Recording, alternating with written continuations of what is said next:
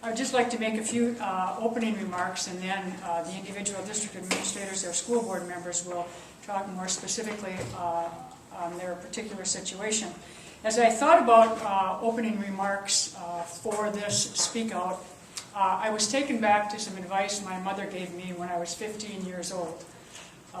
We were having an altercation of sorts, and during this altercation, my mother looked me straight in the eye and she said, "Carol, remember this, that half the truth is worse than a whole lie." That half the truth is worse than a whole lie. There are 424 school districts here in Wisconsin which serve about 850,000 students.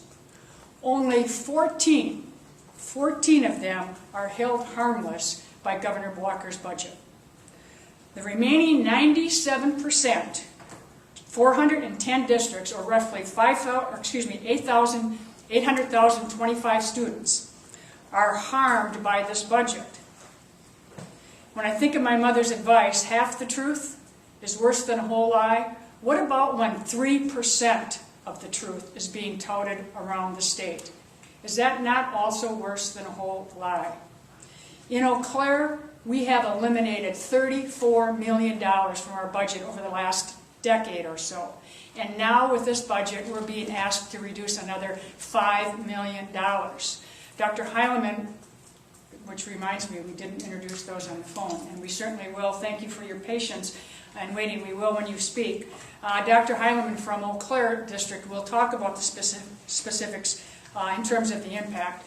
But for decades, we have been reducing our budget, and to say that we have the tools now to enhance public education in the Eau Claire District is a falsehood at best.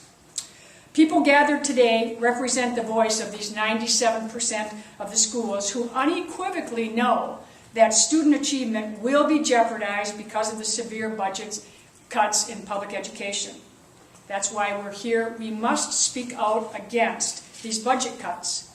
I really believe it is disingenuous to say that the budget gives school boards tools to enhance education, when in reality it jeopardizes the opportunity to learn for 97% of the students. Remember, Governor Walker talking about 3% is not the whole truth. In Eau Claire, we have 10,400 students. When we take a look at that, the biggest growing population we have right now are students of color. We have right now, because of the economy, almost 50% of our students are in the poverty or economically disadvantaged. Like many districts around the state, more and more of our students are coming who are medically fragile. What programs were cut with this budget? Think of our population. The programs that were cut for this budget: nursing services, directly related to the medically fragile people. Alcohol and other drug programs for families at risk. Bilingual and bicultural programs for students of color. School breakfast programs were cut for those that are nutritionally challenged.